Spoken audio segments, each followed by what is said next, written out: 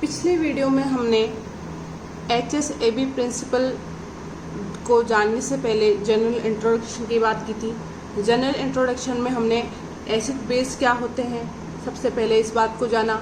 उसके बाद हमने उनको क्लासीफाई किया soft acid, soft base, hard acid और हार्ड बेस में। उनकी बहुत सारी फीचर्स के बेसिस पे हमने उनको दो अलग अलग क्लास में डिवाइड किया। उसके बाद बात आती है HSAB प्रिंसिपल की, यानी कि hard soft acid base principle. इसे दिया था पियर्सन ने। पियर्सन ने कहा कि हार्ड और सॉफ्ट इंटरेक्शन से बनने वाले जो कंपाउंड्स होते हैं वो स्टेबल होते हैं। इसका मतलब है कि हार्ड एसिड हार्ड बेस के साथ और सॉफ्ट एसिड सॉफ्ट बेस के साथ स्टेबल कॉम्प्लेक्स का फॉर्मेशन कर। लेकिन इस प्रिंसिपल को जो थ्योरेटिकल बेस दिया गया है उसको भी अलग अलग थ्योरीज के अकॉर्डिंग समझाया गया है। सबसे पहले है आयनिक एंड कोवलेंट बॉन्ड थ्योरी। इस थ्योरी के अकॉर्डिंग हार्ड एसिड और हार्ड बेस के बीच में जो इंटरेक्शन होगी उससे बनेगा आयनिक कंपाउंड। हार्ड एसिड और हार्ड बेस हमें पता है जो स्मॉलर साइज के आयंस होते हैं, और इलेक्ट्रोस्टैटिक फोर्स ऑफ अट्रैक्शन जो होता है वो इन्वर्सली प्रोपोर्शनल होता है internuclear distance between oppositely charged ion.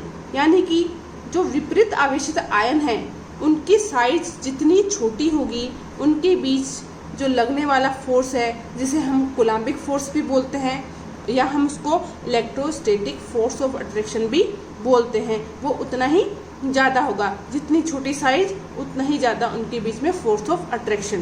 तो फोर्स ऑफ अट्रैक्शन जितना ज़्यादा होगा और आयनिक बॉन्ड फॉर्मेशन उतना ही स्ट्रांग होगा। यानी कि हार्ड एसिड और हार्ड बेस के इंटरेक्शन से क्या बनेगा? Ionic bond.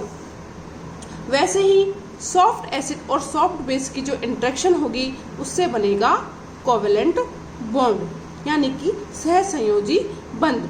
हमें पता है सॉफ्ट एसिड और सॉफ्ट बेस की साइज जो होती है लार्ज होती है, और जितनी ज़्यादा साइज होगी उनका पोलराइजेशन भी उतना ही ज़्यादा होगा। और पोलराइज मॉलिक्यूल की जब इंटरेक्शन करवाते हैं तो उससे किसका फॉर्मेशन होता है? कोवेलेंट बॉन्ड का फॉर्मेशन होता है। जो हार्डनेस और सॉफ्टनेस की जो थ्योरी है उसको समझाया गया आयनिक एंड कोवेलेंट बॉन्ड थ्योरी के द्वारा। एसिड और बेस की हार्ड और सॉफ्ट नेचर को प्रेडिक्ट करने के लिए मिशन और उनके कोवर्कर्स ने एक रिलेशन दिया। वो रिलेशन है PK = log K = AX + BY + C। यहाँ पर जो वो K है dissociation constant for acid base complex. A और B जो है वो बेस पैरामीटर्स हैं, और X और जो Y है वो एसिड पैरामीटर्स है, और जो C है वो है कांस्टेंट जो P की वैल्यूज को एडजस्ट करता है। अब इसके बाद है जो नेक्स्ट थ्योरी है वो है pi bonding theory. Pi bonding theory soft interaction को समझाती है। पाई बॉन्डिंग थ्योरी के अकॉर्डिंग सॉफ्ट एसिड हमें पता है इनकी जो ऑक्सीडेशन स्टेट होती है वो होती है लो, और इनके पास d इलेक्ट्रॉन्स भी पाए जाते हैं। तो ये किसको प्रेफर करती है? पाई बॉन्डिंग को प्रेफर करती है सॉफ्ट बेस के साथ जिनके पास पाई बॉन्डिंग लिगेंड्स अवेलेबल होते हैं, जैसे कि कार्बन मोनोऑक्साइड, PPS3, PH3 आदि। यानी कि सॉफ्ट एसिड और सॉफ्ट बेस पाई बॉन्डिंग के द्वारा इंटरेक्शन करते हैं। इसके बाद आई पिट्जर थ्योरी। ये थ्योरी भी सॉफ्ट इंटरेक्शन को डिफाइन करती है, और इसका बेस है लंदन डिस्पर्सन एनर्जी। ये एक वंडरवॉल फोर्स है, वंडरवॉल फोर्स का टाइप है। ये थ्योरी हमें समझाती है कि साइज ऑफ आयन जितनी ज़्यादा होगा पोलराइजेबिलिटी उतनी ही ज़्यादा होगी, और वो लंदन डिस्पर्जन फोर्स के प्रोपोर्शनल होती है। यानी कि साइज जितना ज़्यादा पोलराइजेशन उतना ही ज़्यादा, और इनके बीच में फोर्स ऑफ डिस्पर्जन उतना ही ज़्यादा। तो ये क्या करता है ये बॉन्ड को स्टेबलाइज करता है। एटम्स जितने ज़्यादा पोलराइजेबल होते हैं, जितनी ज़्यादा उनकी साइज होती है, उतना ही ज़्यादा उनके अंदर लंदन डिस्पर्जन फोर्स होता है। यानी कि सॉफ्ट एसिड और सॉफ्ट बेस के जो बीच में इंटरेक्शन है वो किसके माध्यम से हो रही है?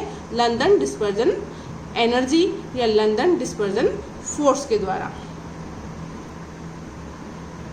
इसके बाद हमारा नेक्स्ट टॉपिक है acid base strength and hardness and softness, यानी कि अम्ल और क्षार की जो सामर्थ्य है उसका कठोरता और मृदुता से कोई संबंध है या नहीं। तो हार्डनेस और सॉफ्टनेस ये एक स्पेशल एबिलिटी होती है हार्ड सॉफ्ट इंटरेक्शन की। इनका एसिडिटी और बेसिसिटी से आपस में कोई रिलेशन नहीं होता, यानी कि जरूरी नहीं है कि हार्ड एसिड स्ट्रॉन्ग एसिड होगा और सॉफ्ट एसिड वीक एसिड होगा। इनका आपस में कोई भी रिलेशन नहीं है। इसको हम एक एग्जांपल से समझते हैं। SO3-2 ये है एक स्ट्रॉन्ग बेस और साथ में ये क्या है? सॉफ्ट बेस भी है और ये स्ट्रॉन्ग बेस भी है।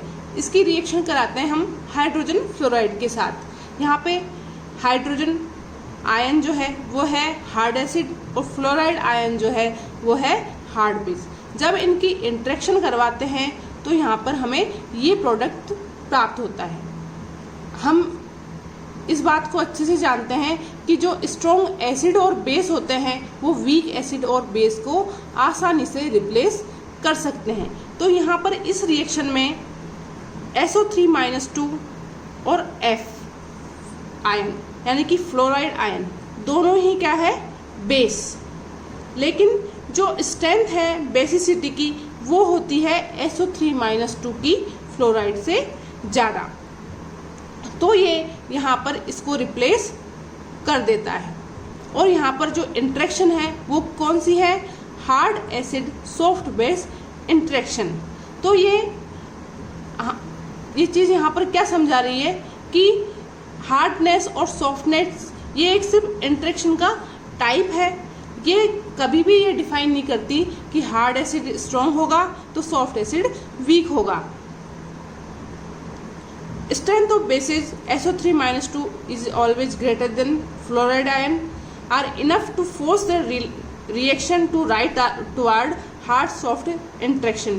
यानी कि जो बेसिसिटी है सल्फाइड आयन की वो सफिशिएंट है इस रिएक्शन को फॉरवर्ड मूव करने के लिए।